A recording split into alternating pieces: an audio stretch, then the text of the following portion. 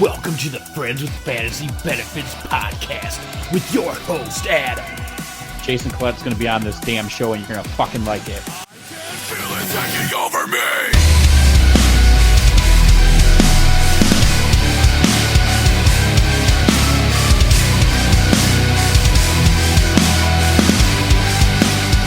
All right, guys, welcome to episode 9 of the Friends with Fantasy Benefits podcast. You can visit our website at www.friendswithfantasybenefits.com. And as always, you can email us your questions or comments at questions@friendswithfantasybenefits.com. We have a very special episode to you with an interview with Jason Collette, and we're also going to go over buy-sell for some of the pitching candidates in his pitching tracking guide. I'm your host, Adam, and alongside of me is our fantasy baseball analyst, Justin Mason. Justin, how you doing? I'm doing great. How are you? Not too bad today. Are you excited for today's episode? I'm very excited. The Jason Collette interview was fantastic, and I'm really looking forward to talking about some of the pitchers on his list. Yeah, there's definitely a lot of interesting information there, so we can't wait to dive into that. But let's go ahead and move on to our producer, Aaron. Aaron, how's it going? I'm okay. Still trying to get the image of the hole in Mike's drywall, though, out of my head. I can't shake it. I was worried you weren't going to add out of your head there. But yeah, All right, and then also we have a guest joining us this week who's going to help talk about some pitchers, and that's Mike. Mike, how's it going? Oh, it's going good, and I feel honored and privileged to be asked back, and I was wondering why I got asked to come back so shortly or so soon, and I thought it was because of the Matt Kemp remarks and the drywall and all that stuff, so maybe I'll stay a little longer. It's what the fans wanted. They wanted to hear more about Matt Kemp's eyes. I actually showed Matt Kemp's eyes to my girlfriend, and she wasn't that impressed, so I might be having to... Maybe it's a guy thing? Yeah, maybe. I have to have a little talk with her. All right, and then if you haven't noticed already, because there's not a loudmouth next to me, Cam is missing today, and I think the reasoning is Justin has some information for us. Yeah, if you haven't heard, there is actually a pink eye breakout in the Chicago Cubs clubhouse in Arizona, and Cam has been quarantined as patient 0. Where'd you get this breaking news from? It's actually on MLB TV. That's one of the reasons why Will Ferrell was their third base coach, because their third base coach actually had to be taken away from the team because it's actually really highly contagious. This is not a joke. I didn't know Cam was all the way out there. Yeah, I think he went out there to try to help Javier Baez's batting eye. He figured, it can't get any worse, so maybe some conjunctivitis would help that out. So Cam gave the Chicago Cubs pink eye, is what you're saying. Never let Cam fart on your pillow. I'm going to tell you what, he's going to love missing episodes. We never let him live it down. Okay, but anyways, guys, we have a Jason Collette interview to get to, so let's go ahead and move this show along a little bit. And we're going to go into a new topic that we have for this podcast right before the Jason Collette interview, and it's called My Take. Basically, what we're going to do is go over a couple news pieces that have happened recently and just give our take on how it affects the fantasy baseball world. And I'm going to go ahead and start off and talk about the Arizona Diamondbacks outfielder, the Cuban sensation, Yasmani Tomas. And basically, the news piece that came out is that the D-backs manager, Chip Hale, has expressed concern that he doesn't think the focus is there for Yasmani to work the infield, which he's playing at third base right now during spring training. And the big key to that is if he gets that third base eligibility, that adds a lot of value to him in fantasy baseball because then you can move him around as opposed to just outfield, which he's expected to play because he's made quite a few errors in third base. Chip Hill went on to say he needs to know that every play at third base, every pitch, he's got to be ready. If we see that, I think the physical part of it, catching the ball and moving into the ball, I think he can do it. So really what you got to look out for is how he's improving on third base and if he's going to add that eligibility for fantasy baseball. If so, I would definitely snatch him up.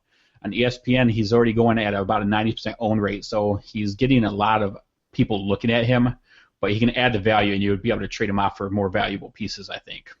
Justin, do you want to lead us off with your topic? Yeah, my topic is the spring training debut of Tanaka for the Yankees. He pitched today, this being Thursday. He threw 2 perfect innings in only 19 pitches, to the point where he actually, to make sure he got all of his work in, was throwing in the bullpen after his 2 innings. Now, you're going to read a lot of articles and hear a lot of things about how, because he threw 2 perfect innings, he had 2 strikeouts, that it was a good outing. And I watched these 19 pitches. He did not look good. He had 1 pitch that topped out at 94 miles an hour. It was way above the zone. I mean, it wasn't even close. It almost got past the catcher. And then the majority of his fastball pitches were in the mid to upper 80s. That is not a good sign.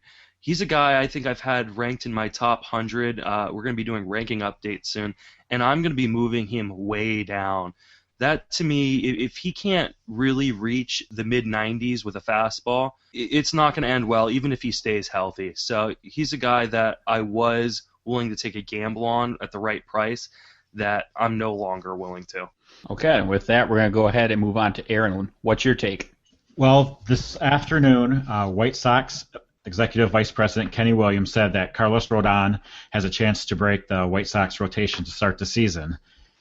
What that means, in my opinion, it could be very, very huge. Right now, Rodon is not really even being drafted in standard leagues just because he's not, he wasn't expected to start the season with the team, and he might not even make the team at all this year, or at least he might not make it until September.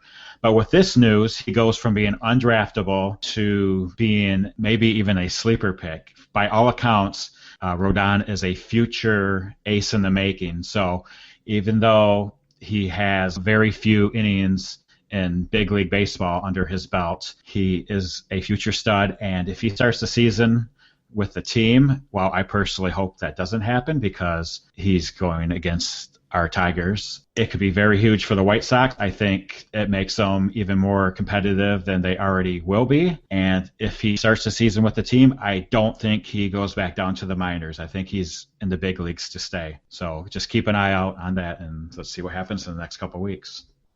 Okay, and for the final piece, Mike, what's your take?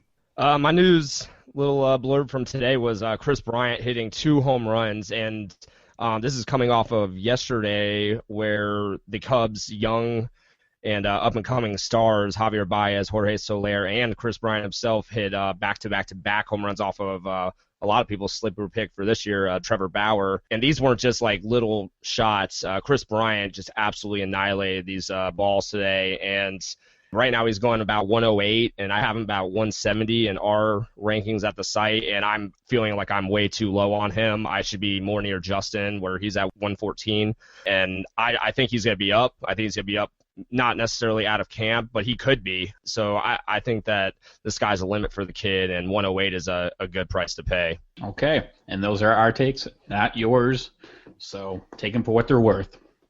And with that, we're actually going to go ahead and move on to our special guest, Jason Collette. We had the honor to interview him, and here we go. All right, I'm your host, Adam, and alongside me is our fantasy baseball analyst, Justin Mason. We have the honor to have Jason Collette joining us for this segment to talk about his new pitch tracker.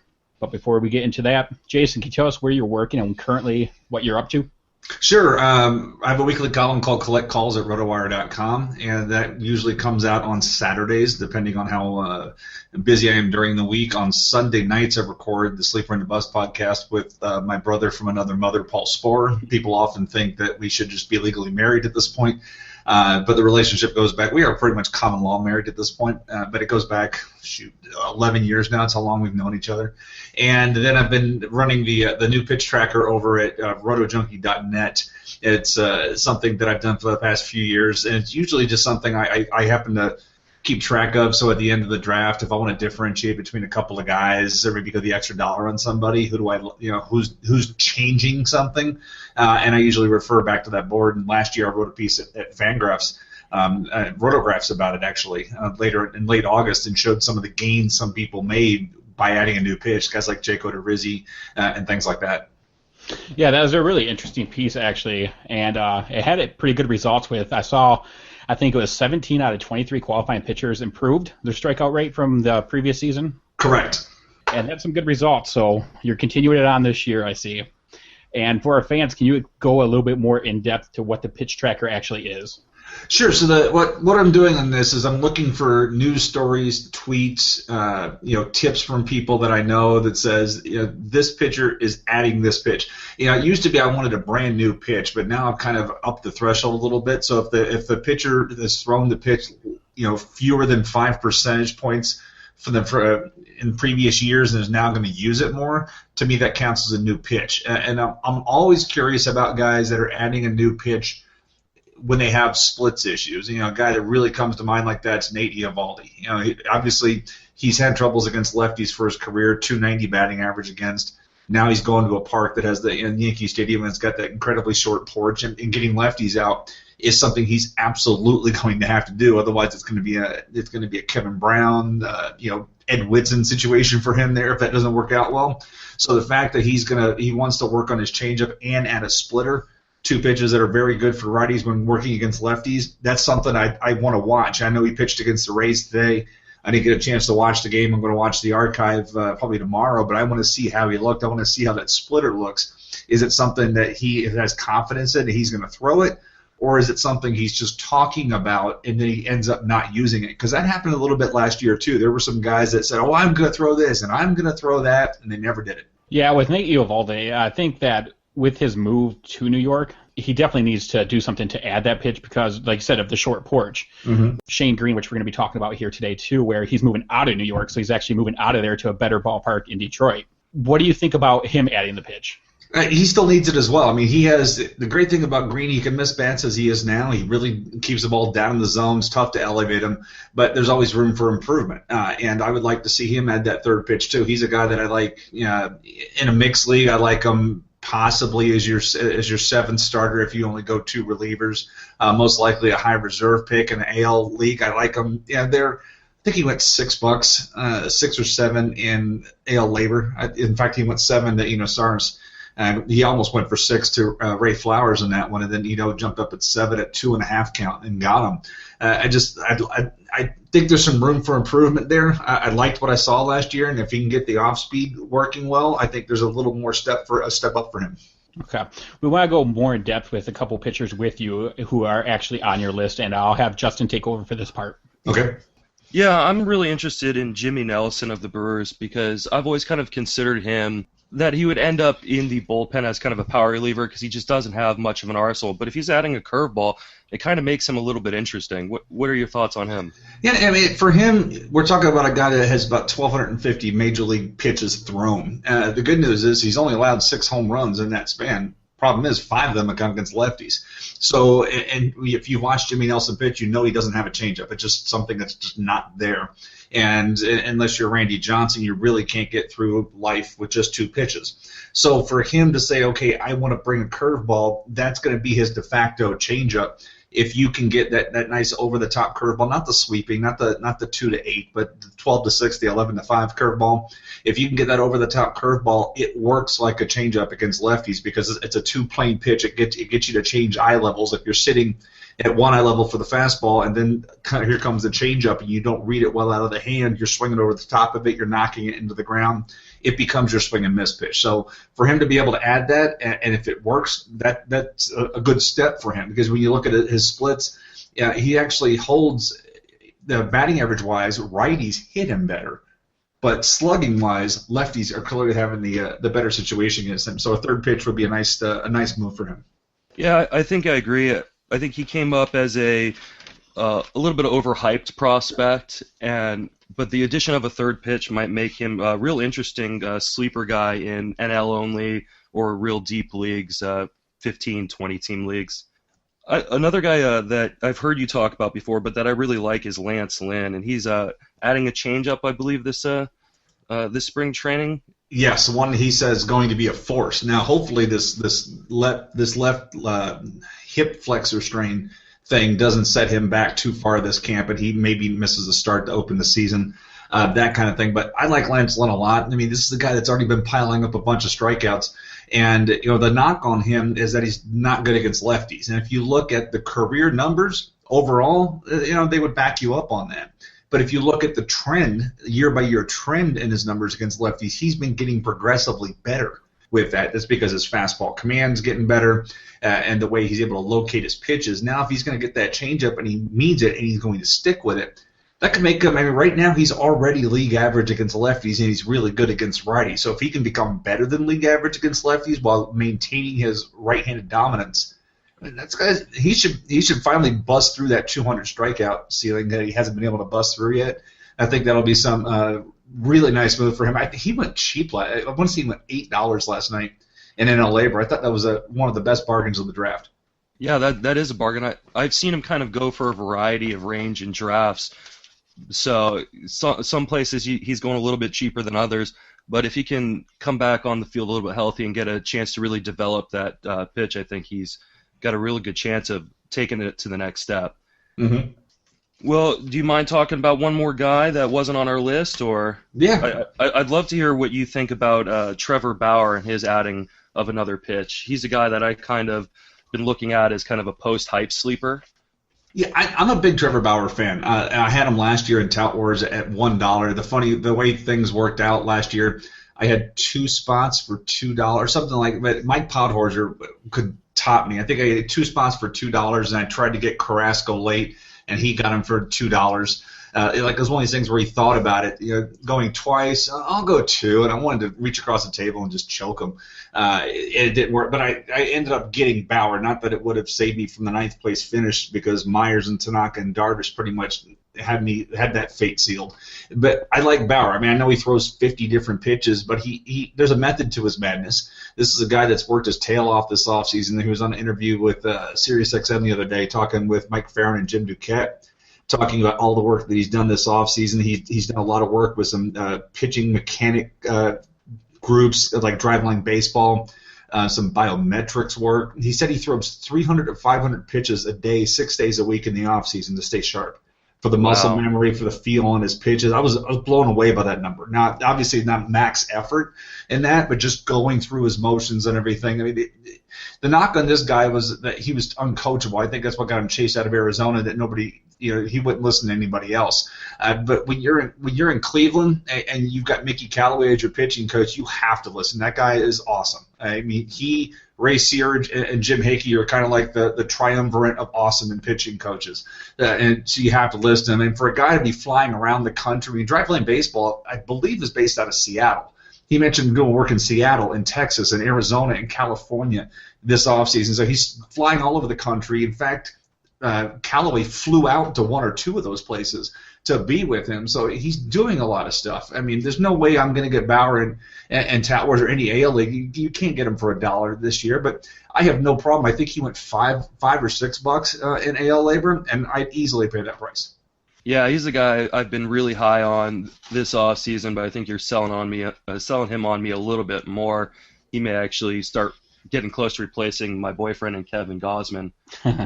I know I've got to fight Paul for that title of Kevin Gausman's boyfriend. See, that's why you have to pick a boyfriend like me, Clay Buchholz. There's no competition there anymore. I'm his one and only lover, and there it is. I mean, I probably can get Clay Buchholz in any league I want him in this year, because I will always love the changeup from him. Yeah, I think you'd be safe being his number one lover there. Yeah, that is he's my 2 a.m. pitcher. Oh, you're left. Okay, you're mine. Well, I followed that. I was on your bandwagon in 2013, and it worked out a little bit for me. Unfortunately, last year it looked like the wheels fell off a little bit with Buchholz, but he's a guy I do like too, and I hope he can rebound, because he's kind of a fun guy to watch on the mound. Yeah, when he's got all the bullfrog and the grease on his hair. I mean, he is. What is Paul? What's the character from The Simpsons that he looks like? I'm drawing a blank on the character. I should know this. Is it Nelson or? No. Are you talking about the hillbilly? Yes, that one. Oh, you're right. I can't remember who he looks like. That's who he looks like. But no, when he's facing the Rays, I don't enjoy watching him pitch. But when Buchholz is on, I like watching him pitch. And I'm probably going to have 3 shares of Buchholz this year, because I think nobody wants him, and that's just the kind of pitcher that I'm looking for late in drafts. Yeah, it was Cletus that we're talking about. There you go. Thank you. All right, and if you don't mind, I'd like to talk about one more pitcher, actually, that wasn't on the list, Okay. And that's Archie Bradley. He was the number 1 pitching prospect last year, and then kind of fell apart with injuries and everything like that. And he's coming back healthy. I see he's adding that slider cutter. And do you think this is the year that he makes the big leagues and actually shows what he's made of? I don't think he makes the big leagues out of camp. There's just too much competition. There's a lot of quantity in that camp and not too much quality. I mean, Josh Coleman is their opening day starter. And to me, that says it all. I really like Chase Anderson in that team. And Chase Anderson's probably going to be the guy that gets that fifth spot, which takes Bradley to the minor leagues, which I don't think is a bad thing because fastball command needs to be there. And when you miss time for injury, that's usually the last thing that comes back. It's cool that he's working on slider and cutter, but I want to see fastball command because when I've seen him pitch at the major league level, it hasn't been there. I agree with that, and I think that definitely spending more times in AAA before he comes up is going to help him get that command, and he needs that before he'd even start anyway, so I see no reason to have him start with the club. Yeah, it doesn't help your fantasy team, but major league teams don't give a crap about your fantasy team, and more the sooner people. My least favorite time of the year is Memorial Day weekend. So when is blank going to get called up this year? Be like, when is Joey Gallo getting called up? When is Byron Buxton getting called up? Don't know, don't care. I don't run baseball teams. All right, Justin, do you have any last comments for this? Yeah, I just wanted to ask real quick before we let you go, because I know you've got to run and do a podcast with Paul. What kind of things are you looking for in spring training games? I know you watch a lot of games, or as many as you can when you're not at your day job. But what are the kind of things that you're looking for? I know spring stats don't matter as much as some people would like to give them credence. I mean, there's actually some recent research out there that says maybe they do matter a little more than we thought they did. I know there was I heard some stuff came out of the Sloan Sports Conference this weekend. Somebody had written some thing that said possibly isolated power numbers in spring training may have a little more meaning than we thought they did. For me, it's always been health. I want to make sure guys are out there playing and see how they're moving. Like how is Miguel Cabrera moving on the bases? I want to see how he's running. Anybody who's coming back from an injury. How's the velocity look? What really makes that tough is the pitch FX data is not fully live. It's not in all of the ballparks. It's in most of the ones in Arizona. So if you go to brooksbaseball.net, you can go look at velocity readings and see how guys are doing in most of the parks there. It's in very few of the Grapefruit League, which makes it tough. Like I mentioned, I want to go back and watch the game Eovaldi pitched in today because you can't see that pitch FX data because it's not in Port Charlotte where the Rays play. So it's not there, but I want to see how the splitter looked. Is it a usable pitch, or is it just going to be a chase pitch, something like that? So that's really what I'm keeping an eye on. Are guys running a stolen base? Are there teams out there that are really pushing the pedal to the metal? Guys are out there, changing philosophy. Last year it was the Tigers. Brad Ausmus said the Tigers are going to run, and they did. They ran a lot more than anybody else did. It didn't necessarily carry over to this regular season as much, but they did move more than Jim Leland's team did. Well, before we let you go, I have one kind of personal question. I know you've been podcasting with Paul for a really, really long time, and we're all huge fans of you guys. But what you may not know is the other three guys that are kind of the regulars on this podcast are also huge Detroit Tigers fans. And myself, being a San Francisco Giants fan, I sometimes have to fight them off. So I'm wondering if you have any words of advice for me to kind of keep the Tiger homerism down. Keep the Tiger homerism down. Wow. No, I like the Indians in that division. I don't even like the Tigers to win that division. Oh, come on, Jason. Don't say that. I am not joking. I'm not joking. In fact, I could even make a case for the Tigers not even making the postseason in that division. Because I like the White Sox. I like the White Sox that much. Yeah, I think the White Sox really have got a good, solid team this year, but I think it's Tigers' division to lose right now. It very well could be. I mean, for me, honestly, if the White Sox would call up Carlos Rodon right now and say, forget this mess at the back, forget the John Danks and Hector Noesi experience and just put Rodon in the rotation right off the bat, I think that's a 2 to 3 win difference in that division. Yeah, that would definitely help them out, and I hope that doesn't happen too soon. One of the last things I want to go over is during the last few weeks on our podcast, we've been going over love, hate, and sleeper picks for different positions for the 2015 season. Mm-hmm. And I was wondering if you just give us one love player, one hate player, and one sleeper for any position that you're really looking forward to in the 2015 season. Well, I'm always going to hate Jacoby Ellsbury because every year I draft him, he screws me. So Jacoby Ellsbury is always at the top of the list, and the fact that he's a Yankee makes it even more so. It really is. Trevor Plouffe's a guy that I continue to find undervalued in drafts. Paul and I picked him up in the reserve rounds in the mixed labor draft, and we were kind of stunned he was still there. I mean, third base has got some depth in it this year, but a guy like Plouffe shouldn't be falling to the reserve rounds. I think that's a decent guy to grab there. And on the pitching side, I mean, some of these guys at new pitches we talked about are people that I like. Matt Shoemaker is a guy that I like. They're saying, yeah, so what if he doesn't win 16 wins again this year? He's got some good swing and miss on his stuff. As long as he's working from a head account, that's fine. And I saw it again last night. I'm going to continue to beat the Jason Hamill drum. He went for $4 or $5 last night. Everybody is penalizing him for those 6 starts when he got traded from Chicago to Oakland, where he got absolutely bombed. And I know it seems like cherry picking a little bit, but look at the last 45 starts for him. I mean, he's worth more than this, and I keep seeing him fall and fall and fall. I wish I were in some NL only drafts because I'd be owning every share of Jason Hamill possible. That's great. I've been kind of shying away from Hamill, but I think I've been kind of with the crowd, and maybe the hate is going a little bit too far on him. And he's my NL Buchholz. Oh, there you go. I like that.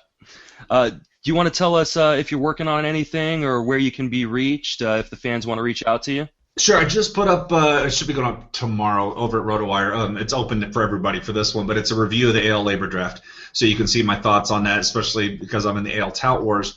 Obviously, the labor is some homework for me, so I put up a whole nice review on what I thought about that one. And then recording the the Sleeper in the Bus podcast here in a few minutes, reviewing the AL and the NL labor draft. So tune in to hear what Paul and I think about that. I believe Paul has interviewed Eno for that on himself because they were both out in Arizona together. So I think he interviewed that, so maybe that audio will be in there, but we're going to go over the AL and the NL labor, so look for that Tuesday. All right, sounds good. We appreciate you taking some time out to join us on the podcast. Hopefully you won't be a stranger. Justin, do you have any last-minute things?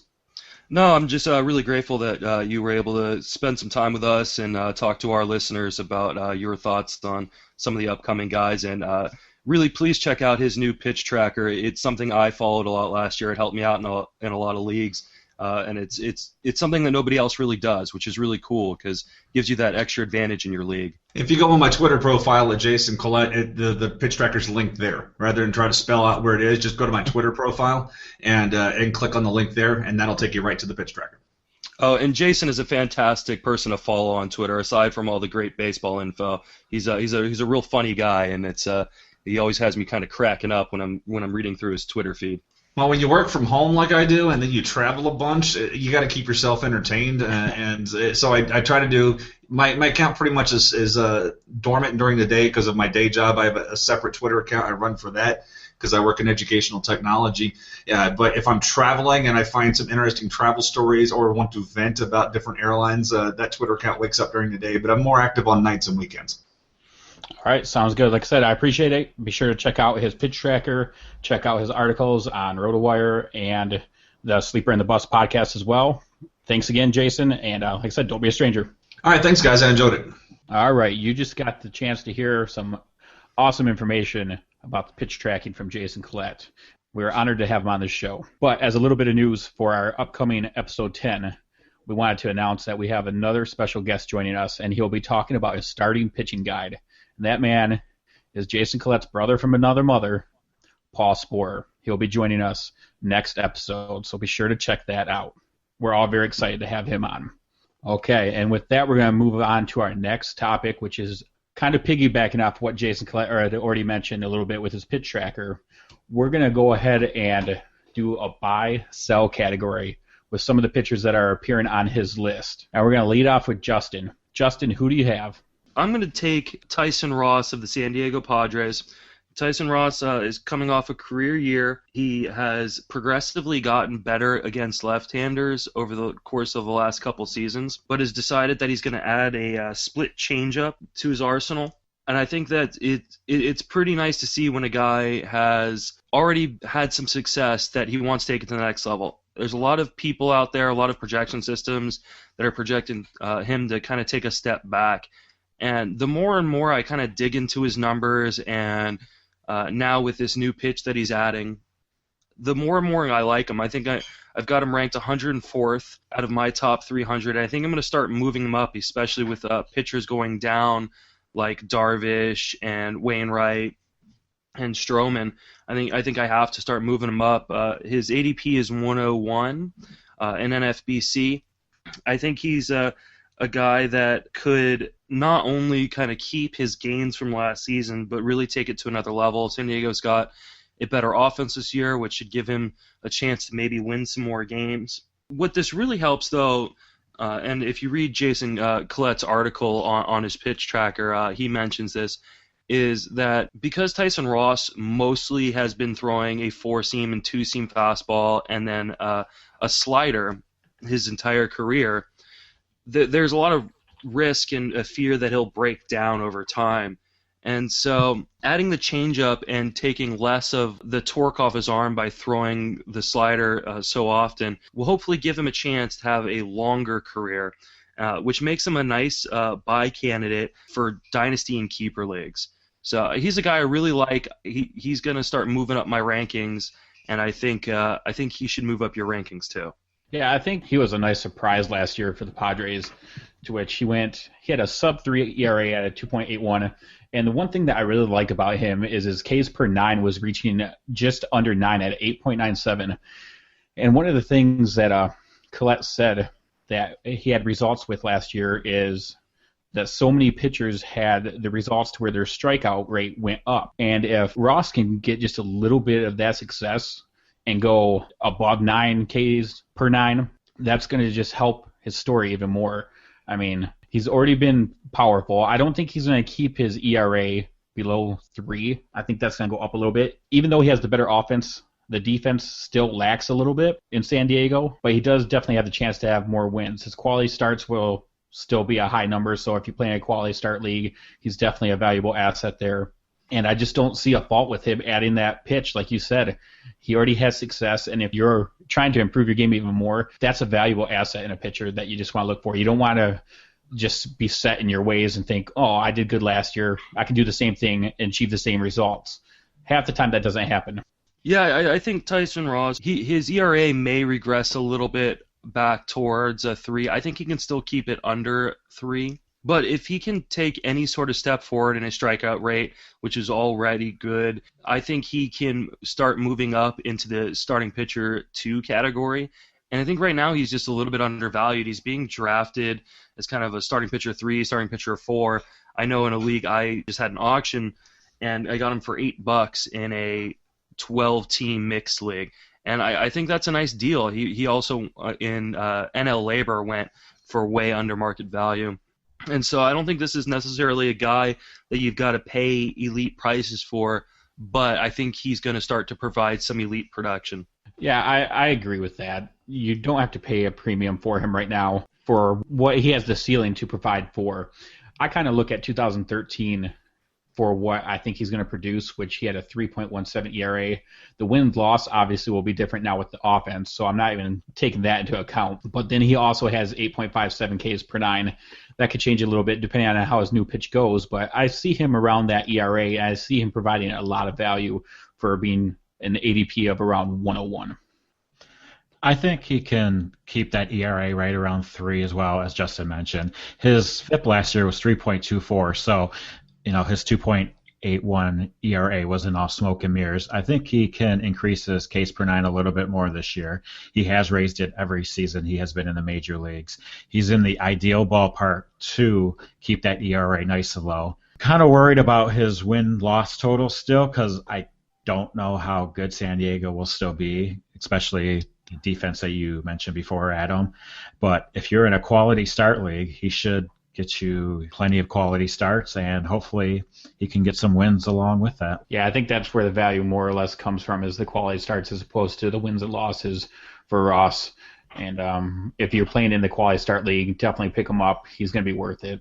Mike, did you want to add anything into this conversation? Yeah, I actually really like that he's adding another pitch because he already has solid skills, and his strikeouts actually took a little uptick last year, like Aaron said, and I think that he can easily get to 200 strikeouts this year as well. But adding another pitch is great because only his fastball and his slider his slider in particular have been his great whiff pitches. So adding another pitch will really help out as far as strikeouts are concerned. But yeah, I'm on board with this. His first pitch strike rate actually rose last year. His ground balls have gotten better, and his whiffs have gotten better. So I mean, every season he's kind of built on those skills, and I'm completely on board. Okay. And with that, if no one else has anything left to say about Ross, we'll go ahead and move on to Mike. Mike, what pitcher are you going to buy and sell on? I want to buy Jake Odorizzi from my Tampa Bay Rays. He, as of right now, he is the number 58 starting pitcher off the board in NFBC drafts, going at 234 overall. I have him at 218 in my rankings. He is actually adding a little hybrid between a slider and a cutter, which is pretty interesting. Last year, he actually added the split changeup from his co-pitcher, Alex Cobb, which netted him some really good results. He actually started using it a lot. He used it almost 30% of the time to start the year, and it averaged out at about 25% of the time, and he got really good whiffs as well. But overall, I love Odorizzi. He actually has gotten a lot better with his strikeout rate. His whiffs have gotten a lot better. He's gotten a lot of gains against lefties as well, as far as getting them out and striking them out. And I think overall, with another pitch added on, because in the years prior, he got rid of the changeup in 2014 to do the split change, and that came with reducing his slider usage and his cutter usage. So I think it's really interesting that he's going to implement a slider-cutter hybrid along with that split change to go with an already really good fastball. So I think that at 234, he's one of those pitchers that if you want to wait on pitching and grab a lot of offense, that he'll really help you out in roto or head-to-head leagues. Yeah, one of the things about him, which I know we've mentioned on a couple different episodes beforehand, about how we don't think the Rays' offense is that great. They don't have a good lineup. I think, once again, that's going to affect the wins-loss for this pitcher. Quality starts, he could get up to around 20 still, if he has the right stuff. I really like his Ks per 9 as well, with last year going 9.32, so that's a very good Ks per 9. ERA was north of 4, which I don't really like to see, but with him going as low as he does, under 200, you can make that up with different pitchers, so I guess I can see a little bit of value there, but overall, I'm not a huge fan of Odorizzi. Yeah, I kind of agree with you. He's a guy I'll target in really deep leagues or AL only. But even with another pitch, I just don't know yet if he quite has the total control and stuff to really be a number 3 or number 4 guy. And while he's going really late, I think, and you can kind of pick him up, I think he's kind of a better streaming option, especially in 10, 12, and even 15-team leagues. I'm not really targeting him outside of the deepest of leagues in AL only. Yeah, I think I agree with you there, Justin, with actually using him as a streaming option. I think that'd be a good value for him as opposed to heavily relying on him constantly to be one of your starting pitchers. I agree as well. I would kind of watch to see who he's pitching against, and if he is a free agent in your league and he has a pretty good matchup, I would pick him up. I would basically keep him as a streamer, as you guys are kind of mentioning, because I don't think he's going to get a lot of wins. I don't know. It's just hard to see him as, a top 30, 40 starter right now in his career. Not to say that he won't, because Tampa Bay does produce good pitchers. They're known for doing that. But for right now, just he should be a matchup option. And if you see him with a good matchup, go ahead and stream the guy. Yeah, I mean, I agree to a point too. In 12-team leagues, I'm not going to draft him as one of my starters probably. He will be a streaming option more than likely. I just think, at 58 overall, that with the skills that he's shown and adding another pitch, I mean, that split change really, really helped him last year. So, and his prospect pedigree wasn't, saying that he was going to be a number 1 starter anyway. So I think him being a 3-4 star in the major leagues can equal out to him being better than 58. So, it wouldn't surprise me if he was like 40, but if he ended up being the 58th best starting pitcher at the end of the year, I would be a little surprised. So that's kind of in the area of how I'm buying him, not necessarily as somebody that you're going to run out there every single time, but yeah, more in that range of where he's a streamer, maybe in a AL only, you're definitely going to have him, but in a 15-team league, probably stream him once every, few weeks, matchup base. So in that area. He's also a guy that I wouldn't mind looking at in dynasty and keeper leagues because he has improved kind of every year through the minors and then up into the majors. And I think at some point he will kind of take a big step forward and become a top 30, top 40 starting pitcher. So if you can get him for a couple bucks at the end of an auction or in the last couple rounds in your keeper league or dynasty league, then I think he's a nice pickup for you long term.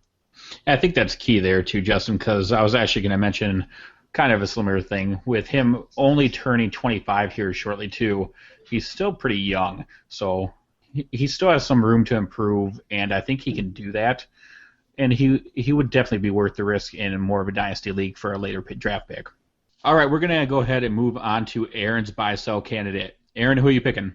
My candidate is Justin Verlander, and if you have heard any of the podcasts in the past, you know that I am buying him this year. However, if you followed him the past few years, you know everything seems to be in regression and that he might not even be a viable starter in fantasy baseball anymore.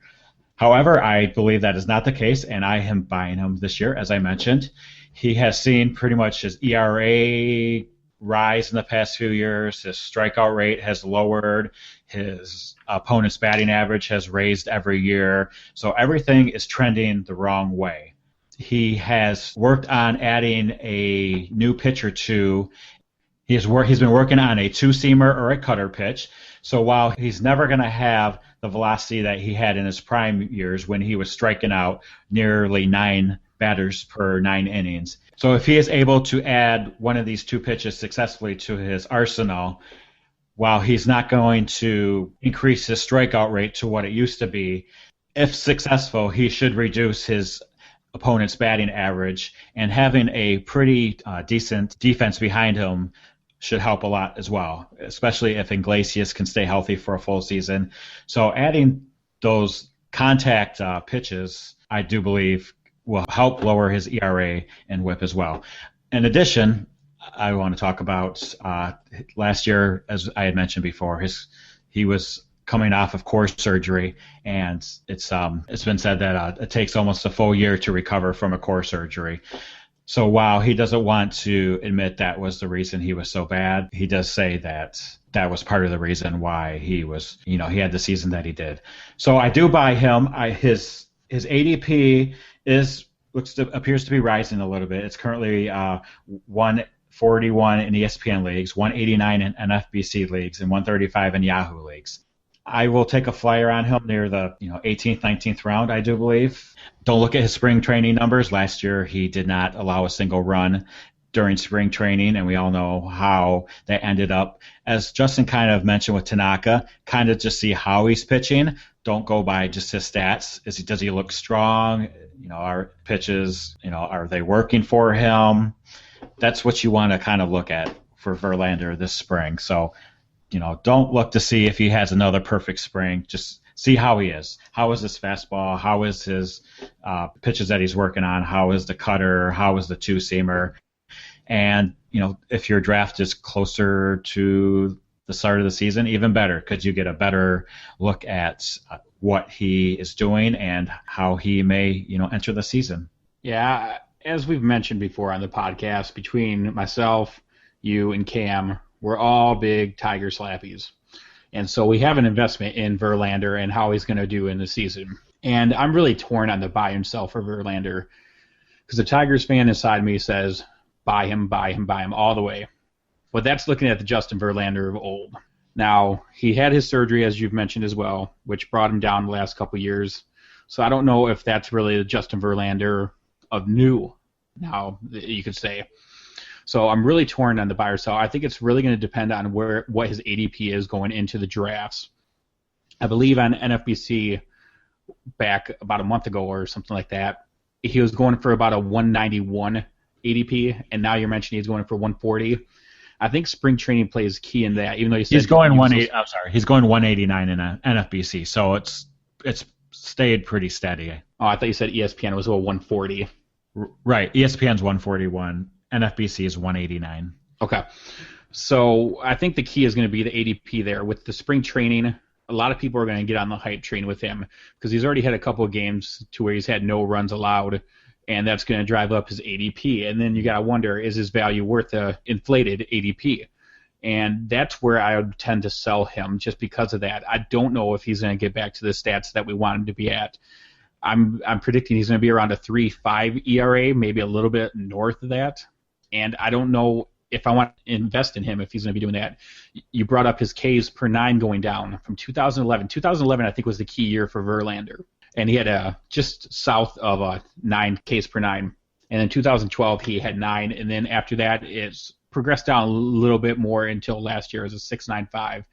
The batting average of the opponents has gone down every year in the last 4 years. He's 32. He's on the wrong side of 30. All of his stats are just going the wrong way, and I don't think I can buy him knowing that. The Tigers fan in me says buy him, but the fantasy baseball player inside me says to sell him.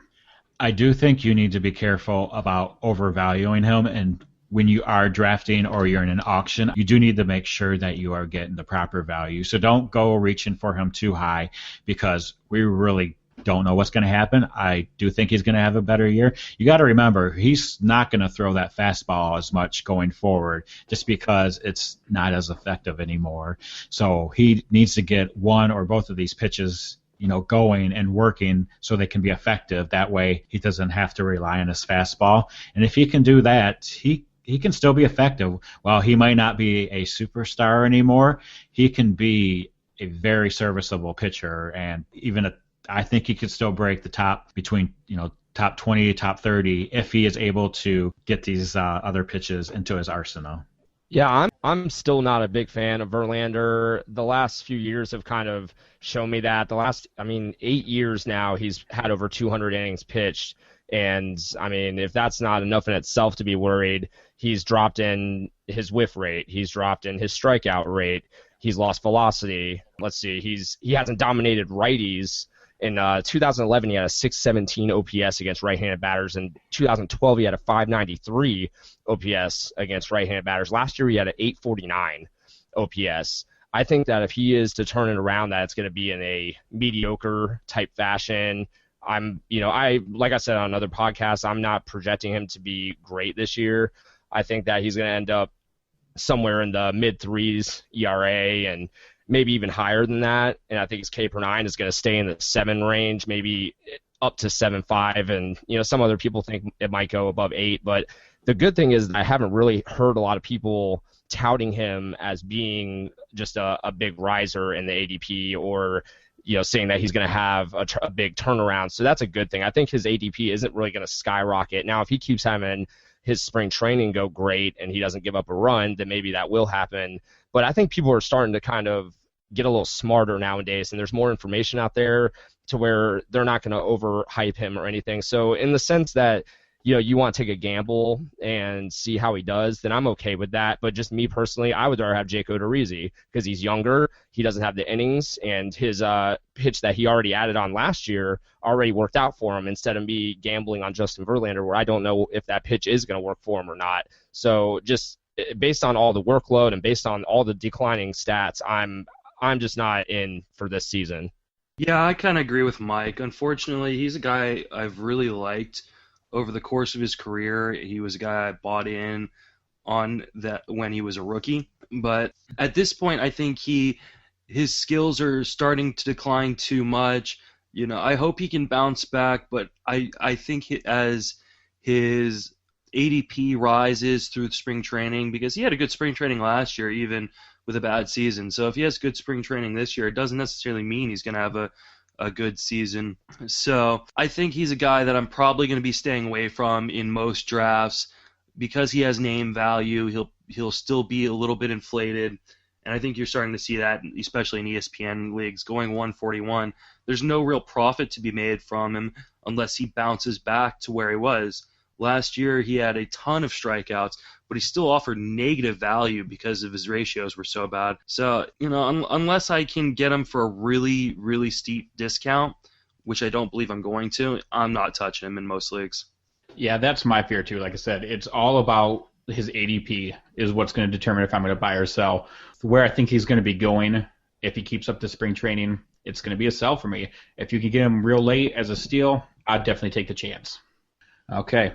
And with that, we're going to go ahead and move on from Verlander, and I'm going to go on to my buy or sell candidate with Tajon Walker from the Seattle Mariners. Now, I've been really big on Tajon Walker since he was coming up through the minors, and I thought he was going to be a great prospect. He had the right stuff, he had the right pitches, and I think it's really Seattle mismanaging him. They really played with him a lot last year with not bringing him up. I know part of that was due to an injury as well, but he only played in 8 games last year. And during those 8 games, he held batters to a 223 average, and he walked 11% and struck out 21%. One of the things that he's going to be doing, which should hopefully help that strikeout rate, is he's going to be scrapping his cutter, and he's going to be adding a slider. He throws his fastball about 60% of the time, and the cutter in 2013 he used about 26% of the time. Last year he moved that down to 8% before actually cutting it out this year. He has a really good fastball, but iffy command on his secondary stuff, so I think adding that slider could really help. He has the potential to be a number 2 starter, but right now he's actually competing for the 5th rotation spot, which I think is a crime. He should be guaranteed that spot at this time. Right now he's fighting with Ramirez and Elias for that 5th spot. If he gets sent down to AAA, I think it's a crime. There's no way with his potential that he should be sent down to the minors at this point in time. He needs to be up in the majors. He needs to improve his game a little bit more, and I think he can show what he's made of. I think Lloyd McClendon really, this is personal preference, but I think he doesn't really care about Tajon Walker that much. A lot of things that he said last year and the way that he was treated last year, it just didn't seem like he was a big deal.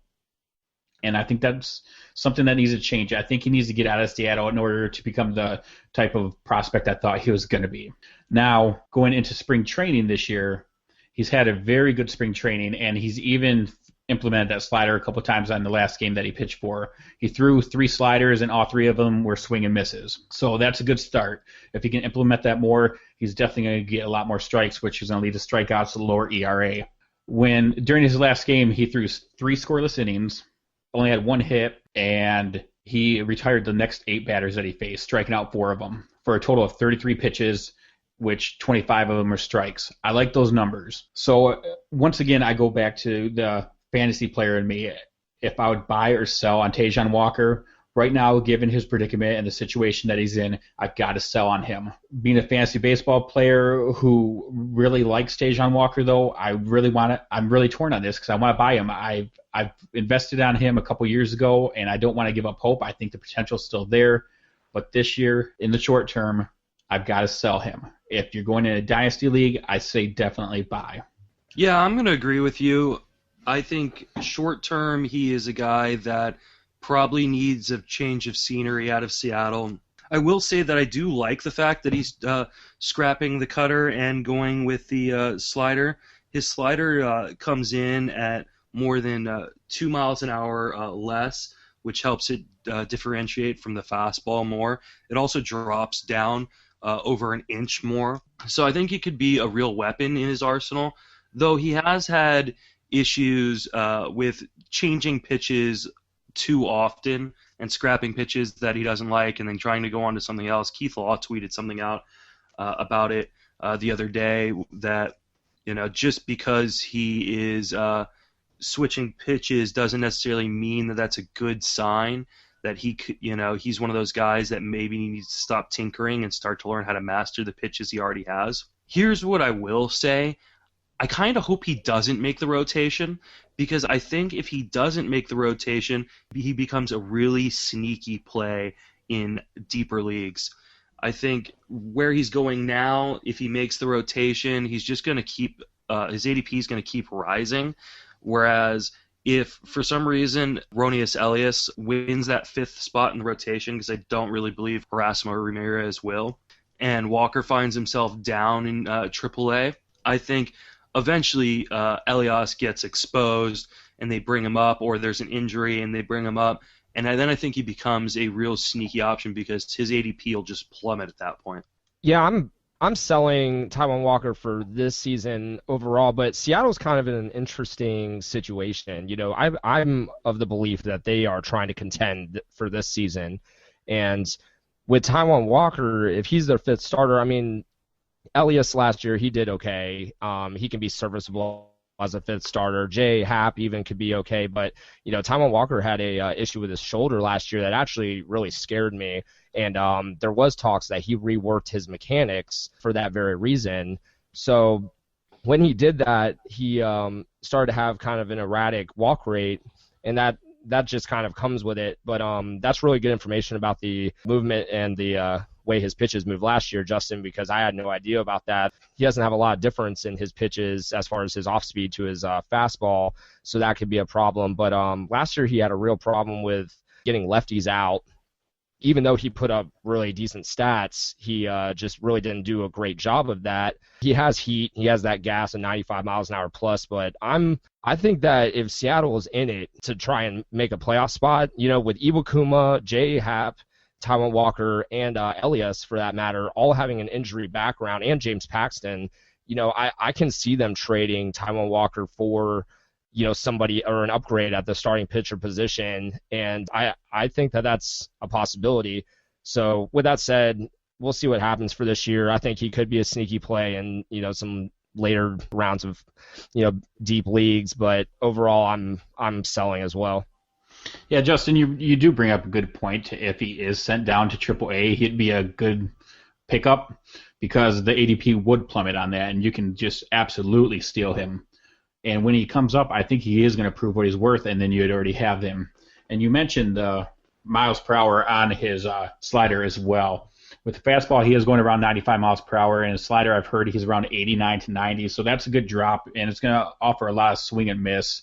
And I've heard a lot of people actually say that the slider is basically a variation of his cut fastball that he has thrown the past few seasons, just with a little bit more added depth and a little bit of break to it. So I really like the potential of this pitch. I think it adds a lot of value to his repertoire, and I think he's going to be a very valuable asset overall. But as I said before, given his situation right now, I'd have to sell on him. Yeah, I think if you're drafting before the final cuts are kind of made and we know exactly what is going to happen to him, you probably want to stay away from him. I have him ranked, I think, just outside of my top 200, and he's a guy that I'm probably going to be dropping fairly far. But like I said, if he even if he doesn't make the team, I'm not going to drop him out of my top 300 because he has top 20, top 30 starting pitching upside. And if you can snag a guy like that, especially if you have a deep bench while he's in the minors, then he'll be back up, and he'll be back up quick because he dominates minor league pitching. And at some point, they're just going to be forced to really give the kid a full shot. So especially if you're in a dynasty or a keeper league, kind of pray that he doesn't make the team.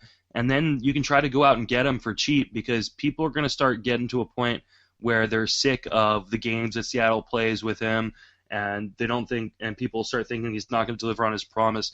This is a guy that, had he not gone over the innings threshold for a rookie last season, would still be considered probably a top 10, 15 prospect in baseball, and he's just not being looked at that way.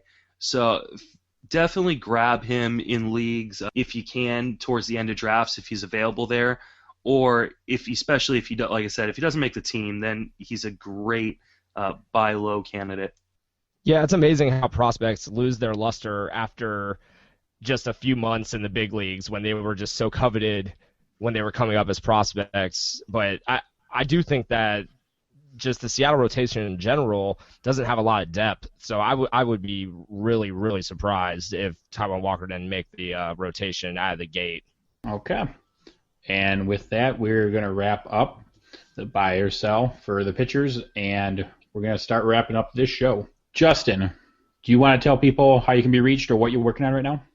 Yeah, I can always be reached on Twitter at Justin Mason FWFB. I love chatting on there, and I'm on there pretty frequently. So feel free to hit me up with questions, or if you just want to discuss pretty much anything, I'm always game. I'm currently we're going to be working on a rankings update. We're also working on prospect rankings for those of you that play in Dynasty and Keeper Leagues. So hopefully the regular top 300 will be out hopefully next week sometime, or actually this week as you're listening to this, I'm sure on Monday or Tuesday. And the prospect ranking should be out in the next week or so. And I'm sure I'll throw together an article or two. And as always, I've got a bunch of articles up on the site, friendswithfantasybenefits.com. Yep, lots of good information there. A lot of good, well-written articles that he has up there, so be sure to check them out. Aaron, do you want to tell us where you can be reached at and what you're working on right now? Yep, I can be reached at on Twitter at Bogey Baseball, at Bogey Baseball 11. I am currently editing the show, and hopefully in the near future, once I get my fantasy teams all prepped and ready to draft, I will start working on an article or two. So be on the lookout for that. Okay. And with that, we're going to move our way over to Mr. Mike. Mike, do you want to tell us where you can be reached and what you're working on right now? Yeah, you can always reach me at BigFuzzy35 on Twitter. I'm on there all the time. I actually spent a lot of time this last weekend on the AL Labor and the NL Labor, just kind of commentating on each pick and stuff. So I got a lot of communication that way. And then I also did a lot of commentary on the Tout Wars Mixed, and all those drafts were really fun. I'm also going to be a part of the rankings update and the prospect rankings, and I'm also still in the middle of the team previews for the NL Central. But also something I didn't mention last week that everybody else already did is Justin, that piece was absolutely amazing. I think everybody should really, if you haven't, take the time to read it. It was really inspiring, and I loved it myself. Yeah, I really appreciate that, Mike. That was a real personal piece for me. It covered not only kind of my thoughts on the Josh Hamilton episode that's been going on, but also delves a little bit into my own personal history with the same kind of issues. It really struck a chord with me, and you can definitely check it out. Please do on friendswithfantasybenefits.com. All right, and with that, you can reach me on Twitter at @ANewman74. I'm the web host for friendswithfantasybenefits.com, so be sure to check out our website. Always updating it, trying to get the newest content out there, and we really appreciate it if you can check it out along with this podcast. So don't forget, next week we have a very special podcast, episode number 10. No one thought we'd be around this long, but we have our interview with Paul Sporich where he'll be going over the starting pitcher guide. You won't want to miss that. You'll want to check that out. And as always, I'd like to say thank you to Justin, Aaron, and Mike for hanging out for this podcast. Thanks to Jason Collette once again for taking some time out so we can interview him. We appreciate it. And check us out for episode 10. We'll see you next time. Thanks.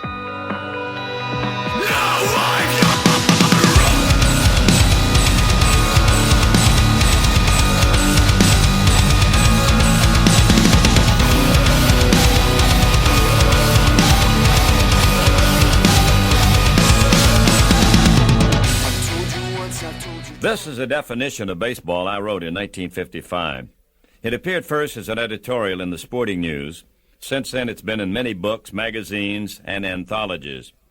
Now, a lot of things have changed about baseball since 1955, but I feel the spirit of the game remains the same. I hope you'll agree with me about what baseball is.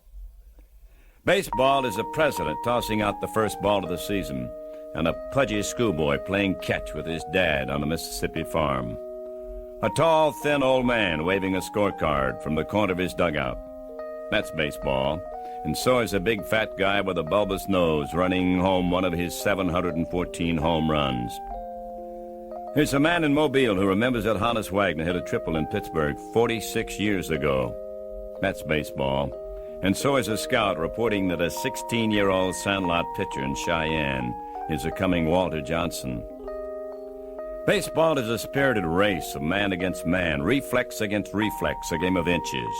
Every skill is measured, every heroic, every failing is seen and cheered, or booed, and then becomes a statistic. In baseball, democracy shines its clearest. The only race that matters is the race to the bag. The creed is a rule book, and color merely something to distinguish one team's uniform from another. Baseball is a rookie, His experience no bigger than the lump in his throat as he begins fulfillment of his dream. It's a veteran, too, a tired old man of 35, hoping that those aching muscles can pull him through another sweltering August and September. Nicknames of baseball, names like Zeke and Pie and Kai and Home Run and Cracker and Dizzy and Dazzy.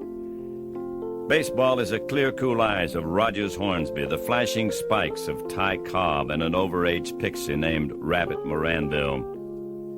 Baseball, just a game, as simple as a ball and bat, yet as complex as the American spirit it symbolizes. It's a sport, business, sometimes even religion. Why, the fairy tale of Willie Mays making a brilliant World Series catch and then dashing off to play stickball in the streets with his teenage pals. That's baseball. So is the husky voice of a doomed Lou Gehrig saying, I consider myself the luckiest man on the face of the earth.